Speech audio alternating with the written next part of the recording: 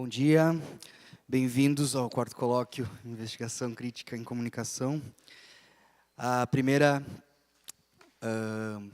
webconferência de hoje terá o professor Vilso Santi, doutor em Comunicação Social pela Pontifícia Universidade Católica do Rio Grande do Sul e professor da Universidade Federal de Roraima.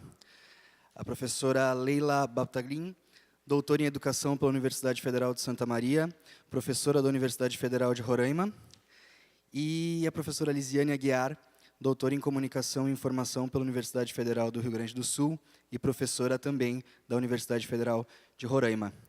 Professores, aqui nossa equipe vai estar indicando para vocês quando o seu tempo estiver chegando ao final, faltando 5 minutinhos, a Vita está aqui com as plaquinhas. E bom colóquio a todos nós. Começamos com o professor Vilso Santi. Primeiro, bom dia. Agradeço muito a oportunidade de fazer parte dessa construção. É mais um projeto capitaneado pelo Processo Com e pelo PPG da Unicinos, que tem uma importância muito grande, inclusive para nós outros que não estamos aí, né, mas que de alguma forma sempre mantemos viva essa interlocução com vocês. Então, eu agradeço essa oportunidade. Feitas os cumprimentos, eu gostaria que todos os colegas que estão presentes, que estão me ouvindo, se sentissem cumprimentados e abraçados nesse momento. Eu vou compartilhar com vocês alguns elementos de uma frente nova de pesquisa, vamos colocar assim, pelo menos para a minha trajetória, e que tem tudo a ver com essa mudança do extremo sul para o extremo norte do Brasil, onde outros objetos, outras formas de abordagem, outros elementos da discussão e de pesquisa em comunicação começam a nos provocar. Então, eu vou apresentar parte dessa nova frente que tem a ver com esse processo de deslocamento para essa fronteira norte do Brasil. A gente teve um probleminha aí no carregamento dos slides da apresentação, mas eu vou, enfim, tentar ser bem sistemático e didático para vocês acompanhar o cerne da nossa proposta e depois para a gente poder discutir alguns elementos dela. Então, o título da apresentação é Os Princípios da Etnocomunicação no Conselho Indígena de Roraima. Esse conceito de etnocomunicação é um conceito relativamente novo, que a gente está tentando desenvolver junto com alguns outros colegas, inclusive aí da Unicinos e do Processo Com, né, discutindo uma questão muito parecida, chamando isso às vezes de etnomídia, chamando às vezes de etnocomunicação, e assim por diante. Para esse trabalho, a gente optou por trabalhar essa ideia mais macro, me parece, de etnocomunicação, porque conceitualmente, para nós, ela abrange um pouco mais daquilo que a gente está querendo dizer em relação ao que nós estamos pesquisando. Como se trata de uma frente nova, o que eu trago para a gente discutir são algumas aproximações teóricas e um esforço que a gente tem feito para sistematizar o que eu chamei de alguns princípios fundamentais da etnocomunicação, tomando como exemplo as práticas etnocomunicativas do Conselho Indígena de Roraima, que é a principal instância representante do movimento dos povos indígenas no contexto local aqui de Roraima. Tá? É um pouco nesse sentido que a gente vai trabalhar. Então, o nosso objetivo básico nesse trabalho é, num primeiro momento, se aproximar dessas práticas etnocomunicativas que são levadas a cabo pelo Conselho Indígena de Roraima, e num segundo momento, a pesquisa tende a avançar para a identificação do lugar que essas práticas ocupam no que nós estamos chamando aqui do sistema local de produção de discursos, né? Na sequência, então, para a apresentação, nós estruturamos assim, essa discussão já vem sendo trabalhada, né? Já tem alguns resultados. Inclusive, parte dela nós vamos apresentar no Congresso da Compós, em Porto Alegre, um pouco mais de detalhamento também. Mas a discussão foi estruturada, então, em 4 tópicos principais. Nós, para falar disso, fomos buscar os aportes da teoria dos movimentos sociais. Então, nós falamos, no primeiro tópico, da estruturação dos movimentos sociais. Depois, nós falamos especificamente, resgatamos um pouco do histórico dos movimentos sociais no Brasil, para chegar no movimento dos povos indígenas. Essa é uma vertente, uma forma de discussão, um lugar de discussão que eu valorizo muito e que estou tentando retomar depois desse processo de mudança para esse contexto, né? Que é a discussão sobre movimentos sociais. Então, é um ponto de partida interessante e trabalhar a questão da etnomídia, da etnocomunicação, a partir do locus dos movimentos sociais, especificamente do movimento dos povos indígenas, acho que é uma estratégia enriquecedora e a gente está apostando nisso. Para falar, por último, né, no quarto tópico, dos próprios princípios da etnocomunicação indígena, que a gente tem tentado sistematizar para comunicar o que isso especificamente quer dizer no nosso contexto. Tá? Na sequência, aí, nós tentamos falar um pouquinho dos povos indígenas, do movimento dos povos indígenas, e eu vou trazer só alguns dados gerais para dar um pouco do contexto e para os colegas entender também qual é a importância do movimento dos povos indígenas no nosso contexto e no contexto da região norte. O movimento dos povos indígenas, então, historicamente, é um movimento de reação e que tem um histórico de resistência e de luta de pelo menos 520 anos quase, né? Então, creio que sim, é um movimento que pode nos inspirar e nos ajudar em muitos sentidos. No Brasil, atualmente, a gente contabiliza, o IBGE contabiliza, embora o nosso presidente diga que isso não, os dados do IBGE não importam, né? Aproximadamente 1 milhão de indígenas, né, população autodeclarada indígena. Isso significa menos de 0,5% da população total do país, né? Esse é um dado importante para a gente ver. Essa população já foi muitas vezes maior, né? E para a gente perceber justamente esse embate e esse conflito e esse genocídio que aconteceu também em terras brasileiras em relação à população indígena.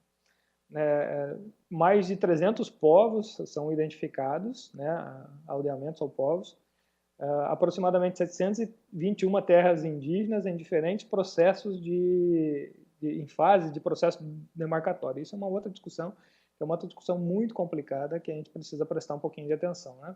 Para vocês terem uma ideia, dessas 721 terras indígenas que, de alguma forma, iniciaram o processo de discussão sobre uma possível demarcação e reserva, apenas 486 são homologadas e reservadas pela Presidência da República.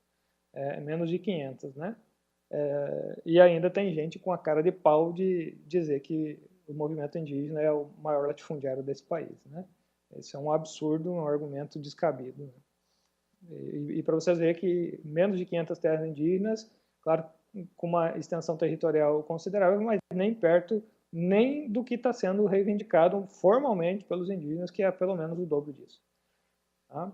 Em Roraima, basicamente, a situação é um pouquinho diferente, porque a gente tem uma presença da população indígena e do movimento dos povos indígenas numa proporção bem maior do que em relação ao resto do país. Aqui, no nosso contexto, cerca de 11% da população local é indígena, é autodeclarada indígena. É proporcionalmente a maior população indígena do país, né? A gente está à frente do Amazonas, dos outros estados da região norte, onde essa importância também essa presença também é importante. Em torno de 60 mil pessoas, basicamente autodeclaradas indígenas, nos contextos, pertencentes a 9 etnias principais. Eu quero dizer o nome justamente também para a gente ir se acostumando com a sonoridade desses nomes. Tem os Makuxi, os Wapixana, os Waiwai, os Taurepang, os Patamona, os Sapará, os Yanomami, os Ingaricó e os Ecuana. Esses são os principais povos indígenas presentes no nosso contexto. Lembrando que esses povos indígenas, né, eles transitam entre as divisas de Roraima com o Pará e com o Amazonas, mas também nas fronteiras internacionais com a Venezuela e com a Guiana, porque para esses povos essas fronteiras simplesmente elas não existem. Elas foram inventadas também pelos brancos. Tá? No caso de Roraima, a gente tem 33 terras indígenas demarcadas. Dessas 33 terras indígenas demarcadas, somente 3 são as terras indígenas demarcadas em área de forma contínua, que é uma outra discussão, uma outra reivindicação do movimento dos povos indígenas, né? Que são a terra indígena São Marcos, a terra indígena Yanomami e a terra indígena famosa Raposa Serra do Sol. Essas terras indígenas ocupam a parte norte do estado em uma área considerável, basicamente no entorno do Monte Roraima. Essas são áreas reservadas, demarcadas como áreas indígenas nesse contexto. Para falar mais especificamente das práticas etnocomunicativas indígenas, nessa pesquisa, nessa discussão, a gente identificou algumas características dessas práticas, né? A primeira delas que eu gostaria de pontuar, são 3 básicas, é que essas práticas etnocomunicativas indígenas, elas são filosoficamente orientadas. Depois eu vou explicar um pouquinho isso. São geograficamente localizadas e politicamente úteis. Então, essas são, no nosso entendimento, algumas das características mais importantes dessas práticas etnocomunicativas indígenas.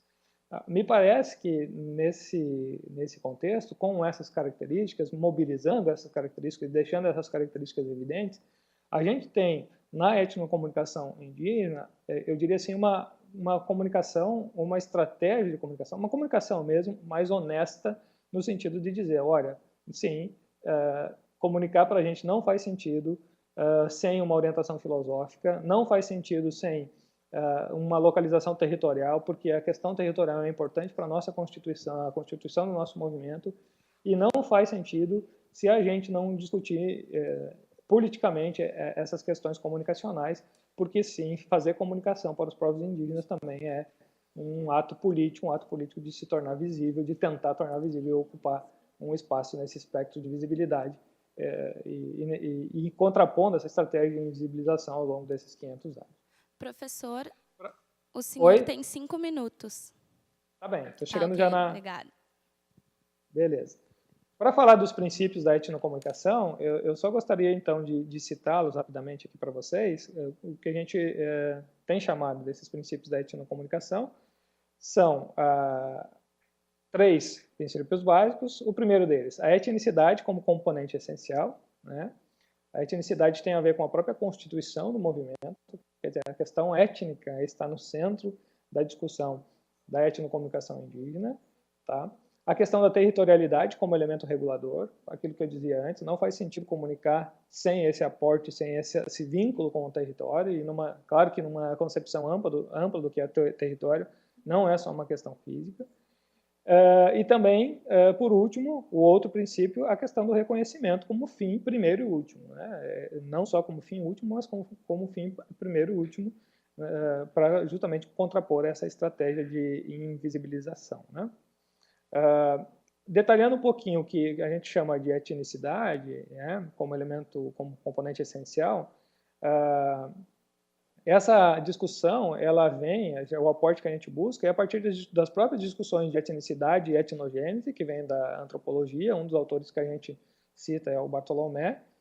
Se vocês estivessem visualizando a apresentação, daria para ver isso claramente. Sobre a territorialidade, é dizer que a territorialidade é a base do movimento étnico, então por isso que ela funciona como um elemento regulador das relações sociais e por isso que ela funciona como um elemento regulador também das práticas comunicativas. Tá? E para falar um pouquinho do reconhecimento, né, como fim primeiro e último, vale dizer que o ressurgimento, a gente tem quando estuda a história do movimento indígena, localiza isso no tempo, né, esse ressurgimento do movimento indígena a partir dos anos 70, basicamente, no Brasil, ele tem a ver com o desenvolvimento desse novo sujeito, com o reconhecimento desse novo sujeito político disposto a demonstrar-se como índio e a ser reconhecido como tal. E as práticas comunicativas indígenas trabalham nesse sentido, inclusive aquelas desenvolvidas pelo CIR. Então, para finalizar, eu gostaria de dizer só que a partir dessa pesquisa, dessa aproximação que a gente tem feito, eu poderia dizer que a etnocomunicação indígena apresenta-se como um alicerce de um processo de construção, não só de uma identidade, mas de uma matriz de identificação compartilhada, baseada em tradições culturais pré-existentes ou reconstruídas, fundamentais para sustentar ações coletivas. Posso dizer também que a etnocomunicação indígena conjuga processos socioculturais e aspirações políticas em uma configuração comunicacional específica, a fim de projetar o indígena para além das sociedades anteriores, posteriores ou exteriores, causando desconforto, é o que eu aponto aí. Também posso dizer, a partir dessa movimentação desses dados, que a etnocomunicação indígena trabalha contra a objetivação do comunicativo e, para comunicar, se utiliza das vantagens do discurso étnico em um idioma que favorece o compartilhamento e a solidariedade universal. É, portanto, a comunicação indígena, a etnocomunicação, comunicação de contraste, comunicação entre fronteiras, étnicas ao menos, comunicação das diferenças e comunicação atemporal, porque trabalha não só com a dimensão do presente, mas sim conjugando presente, passado e futuro, pelo menos essas 3 dimensões. E, por último, gostaria de dizer, apontar apenas um objeto de análise que a gente movimentou aí, que as assembleias do Tuxauas, por exemplo, que são, e as assembleias gerais do CIR hoje, que são movimentadas, organizadas pelo CIR, né, elas funcionam como dispositivos etnocomunicacionais complexos e que, a partir dessa discussão, a gente pretende aprofundar essa discussão de como funciona esses dispositivos etnocomunicacionais, né, e como as assembleias gerais do CIR, que são assembleias anuais, que mobilizam toda a representação desse, que é o principal organismo de representação indígena no nosso contexto, funciona e aciona esses princípios e essas práticas etnocomunicativas para poder se fazer acontecer. Bom, gente, essa é a minha contribuição. Agradeço a atenção de vocês. Espero que tenha conseguido passar alguma coisa do que a gente tem discutido por aqui.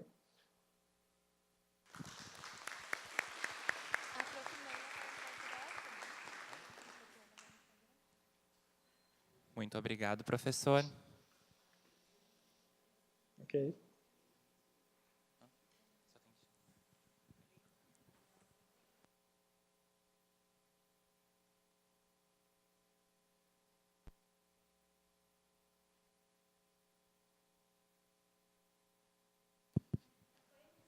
A gente convida agora, então, a professora Leila Bakhtaglin, que é doutora em Educação pela Universidade Federal de Santa Maria e professora da Universidade Federal de Roraima.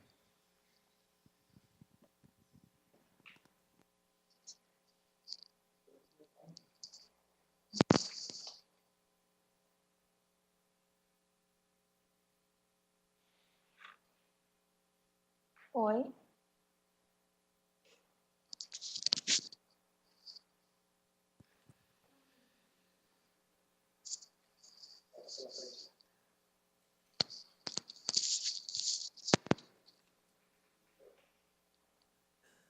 Oi, você está me ouvindo? Sim, prof, estamos ouvindo. Pode começar. Ótimo. Tá, ok. Bom dia a todos. Primeiramente, assim como viu, né, gostaria de agradecer a oportunidade de estar aqui nesse momento com vocês e compartilhar um pouquinho do que a gente tem desenvolvido aqui em Roraima, dentro de algumas propostas que vem contribuindo com a nossa formação e com a nossa construção aqui enquanto pesquisadores, né? Gostaria também de agradecer a possibilidade de estar com vocês. Eu acho que eu sou daqui a que mais recentemente se aproximou do grupo, né? Tendo em vista também a minha formação, e aí também a proposta de pesquisa que eu vou apresentar tem uma vinculação bastante grande com o campo das artes visuais. Então, a minha formação é dentro do campo das artes e venho me aproximando com a comunicação e com a discussão de como as artes estabelecem esse campo comunicacional, né? Então, essa proposta que eu trago, ela está intitulada, nesse momento, os movimentos de arte comunicacional. E aí, por que essa proposta da vinculação com a Venezuela, né? Isso se dá também por uma aproximação grande que a gente tem tido nesses últimos anos com o processo migratório, né, de muitos artistas venezuelanos que têm chegado a Roraima e começado a estabelecer um vínculo com a gente aqui na universidade. E a aproximação com essa pesquisa, ela se dá especificamente comigo por uma proposta que eu já vinha desenvolvendo ali no Sul também, que era uma aproximação com a arte urbana. E aqui em Roraima eu começo a perceber alguns coletivos de arte urbana que desenrolam uma proposta de articulação e vinculação com a comunidade e com a sociedade. E com essa chegada, então, de artistas venezuelanos e esse contato que a gente passa a ter aqui na universidade com eles, a gente começa a pensar em estratégias de verificar como essa construção da arte urbana ela é desenrolada no contexto venezuelano. E, especificamente, aqui na universidade, a gente tem uma recepção muito grande desses artistas por conta de um evento específico que a gente organiza aqui, que é o Grafita Roraima. É um evento que trabalha com a parte de grafite e muralismo, especificamente, e adentrando nos espaços das escolas e da comunidade em geral. Então, a gente tem aí uma integração bastante grande com artistas venezuelanos que têm trabalhado com a gente nessa articulação. Então, diante de tudo isso, a proposta que a gente traz nessa investigação é um pouquinho de tentar entender como esses movimentos artísticos urbanos venezuelanos comunicam as suas propostas, né? E para isso, a gente tomou alguns encaminhamentos no sentido de tentar entender como isso funciona.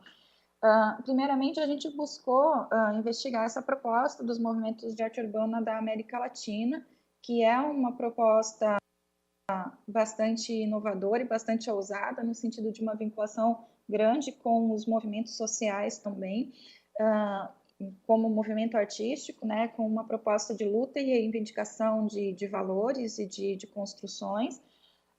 E com isso, a gente passa, então, a identificar alguns dos movimentos artísticos, alguns dos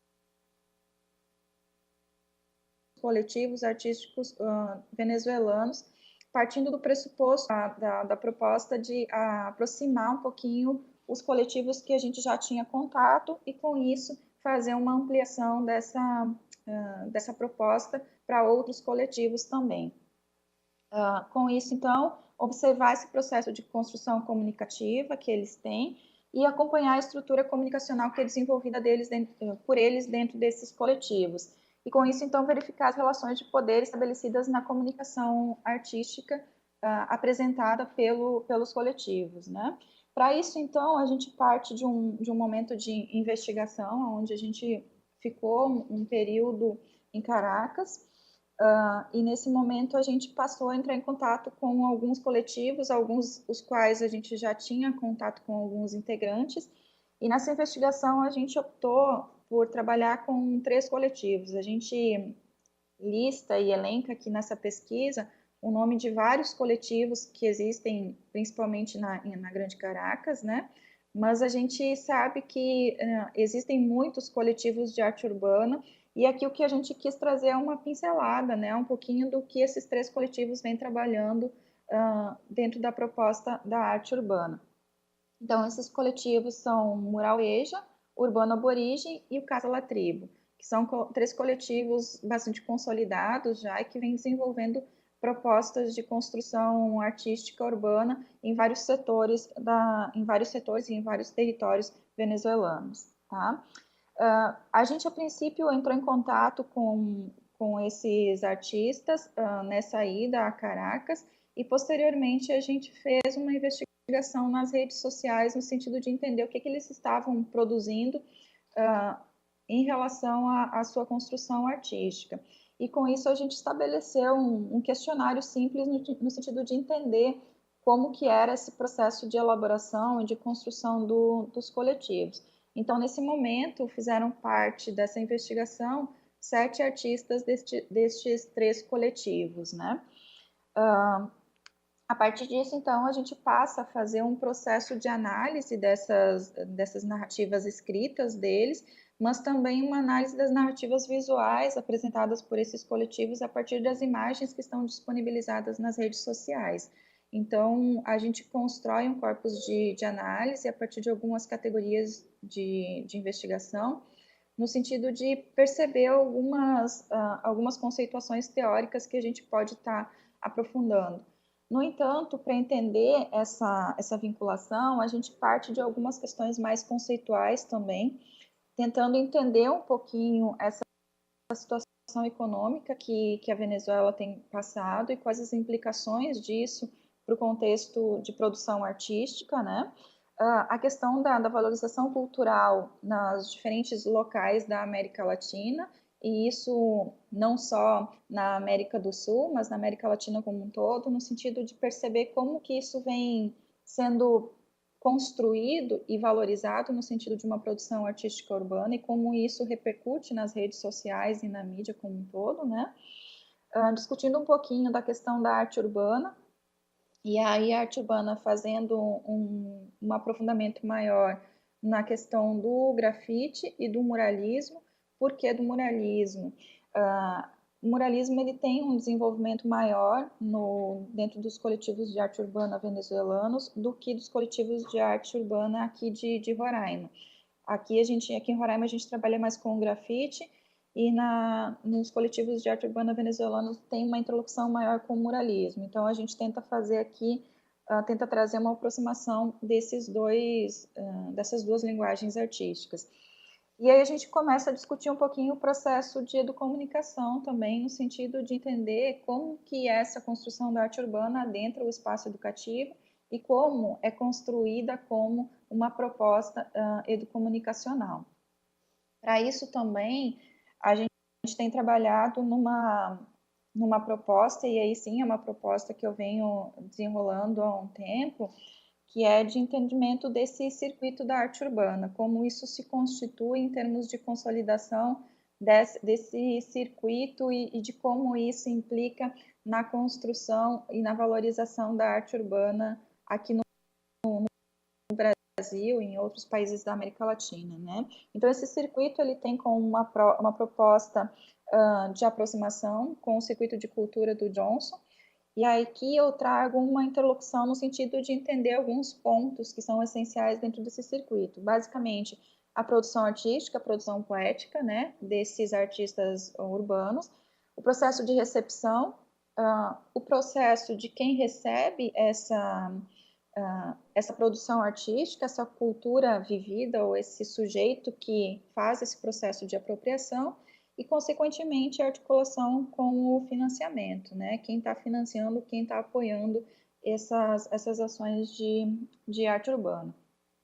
Então, tendo essa conceituação mais teórica, no sentido de entender essa proposta, a gente percebe, diante da análise das narrativas escritas deles e das narrativas visuais, algumas categorias de análise que a gente tem trabalhado em cima, né? Então, a gente tem uma proposta aqui da aproximação, sendo uma das categorias, né? A aproximação e a conceituação da arte urbana. Uma segunda categoria, a discussão dos coletivos de arte urbana, quem são esses coletivos, né? Uma terceira proposta de categoria, o circuito da arte, no sentido de entender a produção, a recepção, a cultura vivida e o financiamento. E a última categoria, focando mais na questão das produções artísticas e um olhar mais cuidadoso nas narrativas visuais dessa construção artística urbana, né? Então, dentro da primeira categoria que a gente organiza, que é a aproximação e a conceituação da arte urbana, a gente discute e a gente apresenta três grandes eixos, né? Então, a questão das experiências, do processo comunicacional e da produção artística de resistência. Dentro das experiências, a gente percebe que a construção que é feita pelos artistas que se aproximam da arte urbana, elas são bastante diversas, no sentido de que cada sujeito ele tem apropriações distintas, ele tem formas distintas de chegar a esses coletivos. E muitos desses coletivos trabalham com um processo de vinculação com a educação, seja na comunidade como um todo, seja na comunidade educacional, no âmbito das escolas. E a questão da produção artística de resistência também é muito forte, no sentido de que os artistas, dentro dos seus coletivos, eles procuram sempre trabalhar com as questões voltadas à educação, às problemáticas sociais e repercutir isso na sua produção artística. Dentro dos coletivos de arte urbana, a gente sinaliza aqui de uma forma bastante rápida a variedade de coletivos que existem na Venezuela. A gente tem aqui, citado por eles próprios, cerca de mais de 30 coletivos, as quais eles fizeram parte ou de alguma forma conhecem esses coletivos. E aí a gente percebe que essas ações que são desenvolvidas por eles, e aí mais especificamente esses 3 coletivos investigados, elas são ações que são estritamente vinculadas ao que acontece no âmbito da comunidade onde eles estão inseridos. E isso, de certa forma, está completamente interligado à proposta do Circuito da Arte Urbana, que é a qual eu estou propondo fazer essa vinculação, aonde a gente tem um processo de recepção e divulgação que é bastante próprio a essas comunidades e esses coletivos, aonde a gente tem a recepção, ela é construída pelo coletivo dentro dessa comunidade, e a divulgação muitas vezes também é feita pelo coletivo e pela comunidade, o que, de certa forma, amplia a possibilidade de fazer com que essa produção que eles vêm desenvolvendo chegue a um âmbito maior, chegue a lugares e a proporções maiores do que especificamente se tivesse sido produzida por uma única pessoa ou por uma única mídia. Dentro da parte de financiamento e pertencimento, a gente percebe que o processo de financiamento dessas produções artísticas urbanas ele é muito restrito.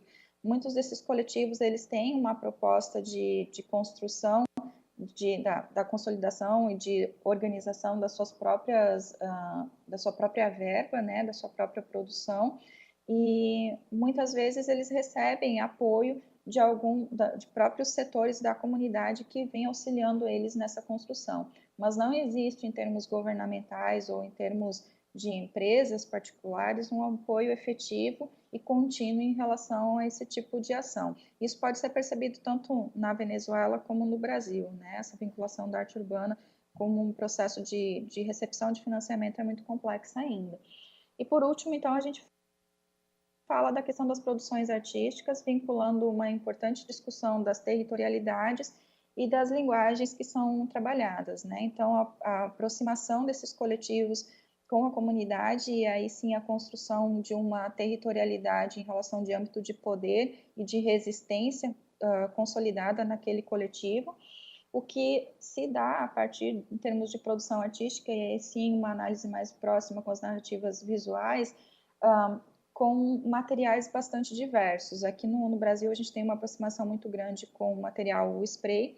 Na Venezuela eles buscam outras alternativas para tentar suprir um pouquinho dessa falta desse material em específico. Então, por isso a questão do muralismo, da arte corporal, da pintura corporal, de outras técnicas e outras linguagens artísticas são mescladas no sentido de dar uma maior amplitude dessa produção artística urbana.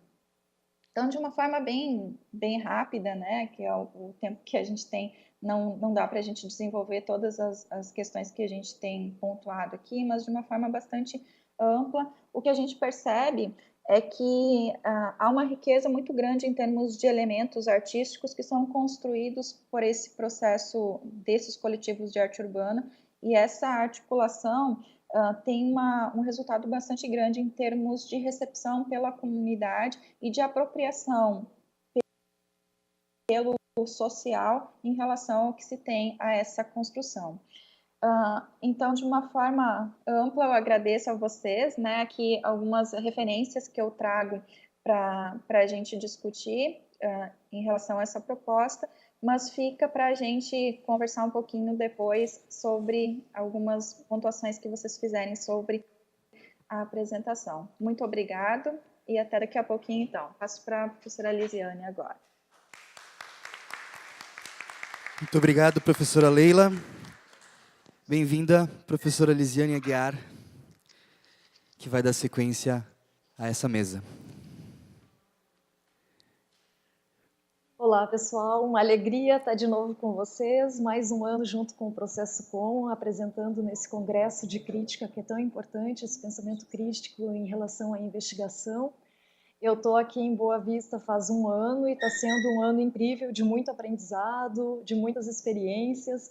Então, esse trabalho que eu propus hoje para debater com vocês, entre territórios migratórios e indígenas, territorialidades na experiência investigativa, vem muito da questão de trabalhar o conceito de territorialidade, porque aqui a gente tem agora o programa de pós-graduação em comunicação, e é comunicação, territorialidades e saberes amazônicos, e eu já tinha uma longa trajetória em estar estudando questões de cartografia junto com os autores da filosofia da diferença, que é Deleuze, Guattari, Foucault, Derrida, e eu sempre me interessei muito por essa parte. Quando eu cheguei aqui, comecei a estudar outras coisas que estavam me interessando, principalmente essa questão do uso da câmera de vídeo, de estar participando junto com outros professores de outros cursos, principalmente de relações internacionais, de visitar os abrigos, fotografar a situação, ver como é que as coisas estavam se consolidando, e deixei todos esses estudos de cartografia de lado e comecei a me dedicar a um outro estudo, que eram essas questões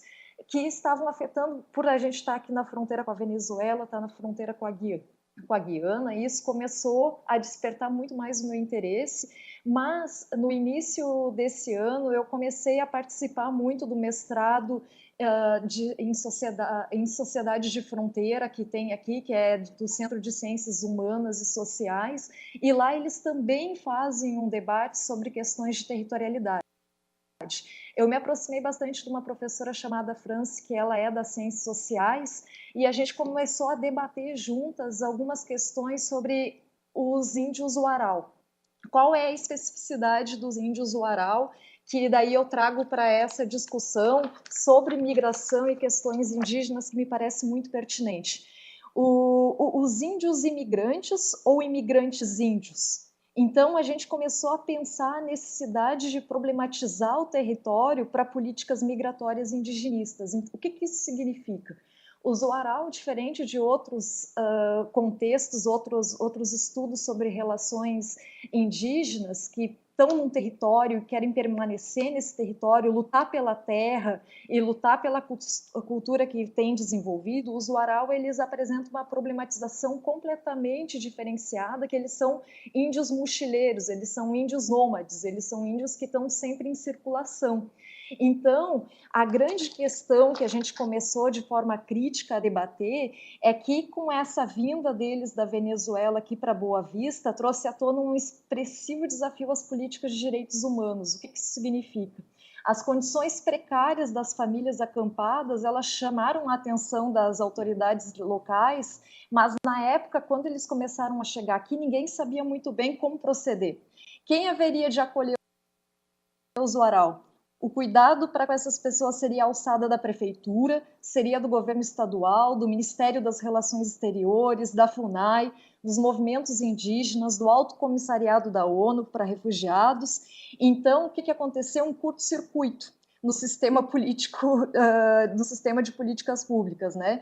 Os órgãos indigenistas nacionais não reconheciam imediatamente os indígenas, entre aspas, que a gente pode dizer estrangeiros, como sujeitos da jurisdição. Num primeiro momento, tampouco os movimentos indígenas organizados defenderam aqueles as falantes de uma língua isolada como se fossem parentes. Então, a gente teve toda essa questão desses... O Uarau, ele trouxe uma discussão sobre essa questão de território e toda essa análise da microfísica de poder. Quem é que é responsável por eles? Quem é que vai dar auxílio? Quem é que daqui a um pouco vai dar suporte? E essa questão da territorialidade é uma questão, por exemplo, o Foucault desenvolve muito essa questão de territorialidade, o Deleuze com a questão de desterritorialização, reterritorialização, e que para o nosso mestrado aqui em comunicação, esses conceitos são muito pertinentes aqui para o debate, porque qual é o problema que a gente quer resolver quando a gente pensa essa questão dos fins dos territórios? Tem o livro do Bourdieu, que é muito interessante, que ele vai falar exatamente como é que a gente pensa no enfraquecimento de uma dimensão espacial da vida social. Se a gente sempre pensa o território a partir dessas questões de saberes, de poderes, dessas produções todas de subjetividade, agora a gente tem uma experiência em vida. Isso tudo está acontecendo agora nesse momento, onde a gente tem uma etnia indígena que não fala muito bem espanhol, muitos só falam Uarau, eles não têm essa conexão, quem é que é responsável por eles, né? Então, como receber os Uarau com seus hábitos alimentares diferenciados, os seus xamanismos, as suas peculiares noções de parentesco, infância, trabalho. Para agravar o problema, ainda verificou-se que os Uaraus não se mantêm fixos nas casas de abrigos a eles destinadas, mas estão, de fato, construindo um campo de circulação que se estende desde o território tradicional, que é do delta do rio Orinoco, passando por cidades venezuelanas, adentrando o Brasil, a partir da fronteira norte, atravessando Roraima e seguindo por Amazonas até o Pará, em um caminho que segue em expansão. Então, quando a gente começa a problematizar essas questões de entradas e saídas numerosas que esses cidadãos venezuelanos agora estão aqui no Brasil por vias terrestres, essa questão dos processos de documentação e acolhimento dessas pessoas na qualidade de solicitantes de refúgio provoca uma necessária reflexão sobre os conceitos, aparatos normativos aplicados no âmbito das políticas de acolhidas nacionais e internacionais. Por um lado, essas famílias venezuelanas, indígenas e não indígenas, estão construindo um campo de circulação entre o Brasil e a Venezuela. Por outro, é possível observar a aplicação de políticas que tendem à fixação dos migrantes no território hospitaleiro. Então, a grande questão é que quando os Uarau eles solicitam um refúgio, eles estão submetidos ao Estatuto do Refugiado, que proíbe o retorno ao país de origem. Mas eles são nômades, eles estão sempre em circulação. E a própria é bem interessante porque o Uarau significa o povo da canoa, e lá no delta do rio Orinoco, lá na Venezuela, eles estavam sempre em movimento. Então, eles estavam sempre buscando nos buritis para fazer os artesanatos, buscando através da pesca e da colheita de frutas a alimentação. Quando eles chegam, por exemplo, aqui em Boa Vista e não podem retornar se eles estão no abrigo, por exemplo, eu visitei lá a Pintolândia, o abrigo que a gente tem aqui onde estão os Uarau. Eu coloquei várias fotos aí nos slides para vocês acompanharem para ter uma ideia mais assim do que está acontecendo. Eles lá no abrigo, eles dormem todos em redes. Essas especificidades que eles estão trazendo são super interessantes para a gente problematizar essa questão, o que é a territorialidade, né? Então, tanto um território subjetivo quanto o processo de produção desse território. O território é um espaço vivido, é um agenciamento.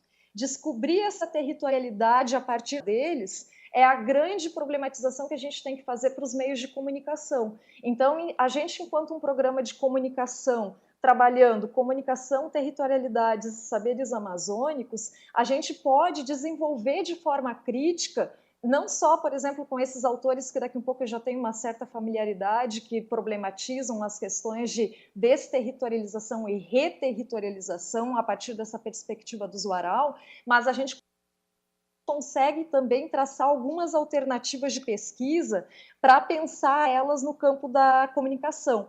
Então, o que eu estou desenvolvendo, muito em parceria com a professora das Ciências Sociais,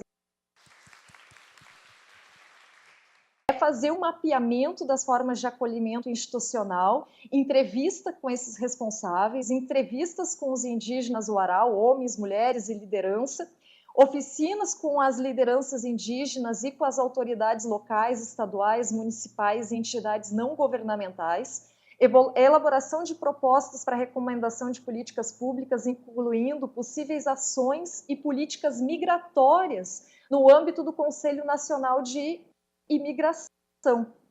Por quê? Porque a gente tem uma grande fragilidade de articulação entre os 3 níveis do poder federal, estadual e municipal, e a necessidade de se constituir uma melhor comunicação intercultural entre os modos de vida Uarau e as instituições brasileiras. Porque quando eles chegaram aqui, até a comunidade indígena não reconhecia eles assim como parentes assim totalmente conectados, por eles terem essa diferenciação de estar sempre em movimento. Então, muitos chegam aqui, que estão no abrigo aqui em Boa Vista, no Pintolândia, mas eles têm essa de estar em movimento, de estar apresentando a arte que eles desenvolvem em diferentes lugares. E estar saindo e estar voltando para esse abrigo problematiza essa questão da territorialidade a partir de uma questão subjetiva. Então, é muito interessante que... Opa! Tenho 5 minutos, beleza. Agora a estimação é que os Warao atualmente eles são 49 mil pessoas, sendo a segunda a maior população indígena da Venezuela, né? E a inserção dessa população no mercado de trabalho venezuelano, ela sempre foi informal e precária. Então, já era informal e precária lá na Venezuela, e agora aqui, como é que está acontecendo? Tem dentro do abrigo todo um fomento para eles desenvolverem a arte deles e estarem vendendo aqui em Boa Vista, mas a gente tem um grande problema também, que é a questão que muitos são soropositivos.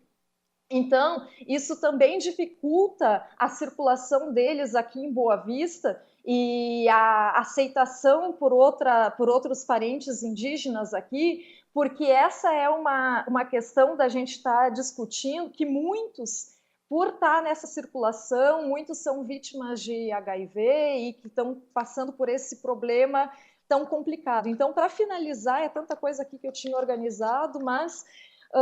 finalizando, as observações do trabalho de campo, então, entre os Warao, apesar do curto espaço de tempo para realizá-lo, permite visualizar alguns vetores indicativos da presença deles aqui no Brasil, e a gente orienta a formulação, então, dessas políticas públicas a partir dessas questões de território e territorialidade, voltando para a população indígena em situação de deslocamento.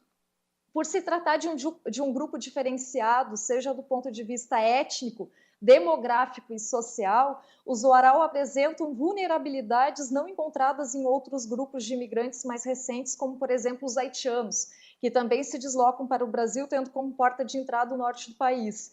No caso dos haitianos, por exemplo, a gente vê a imediata inserção laboral de grande parte deles num contexto de expansão econômica, né?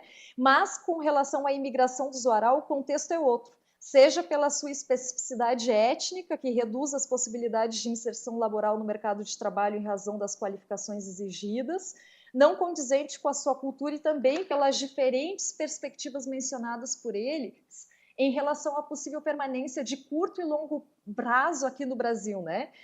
E o fato mais preocupante diz respeito à dinâmica de mobilidade dessas populações, cuja motivação ela não é se fixar. Eles estão buscando esse movimento e eles fogem às categorias tradicionalmente empregadas pelos agentes estatais. Então, toda essa discussão que a gente traz de forma crítica, o que são, por exemplo, esses saberes e poderes, por exemplo, entre essas questões minoritárias que estão se apresentando e que é super interessante da gente estar pesquisando e estar dialogando sobre isso. Então, eu agradeço, fiz uma apresentação aí, trazendo muitas coisas rizomaticamente, como sempre. E qualquer dúvida, qualquer coisa que vocês quiserem, a gente pode estar dialogando e pode estar esclarecendo agora durante a reunião. Muito obrigada.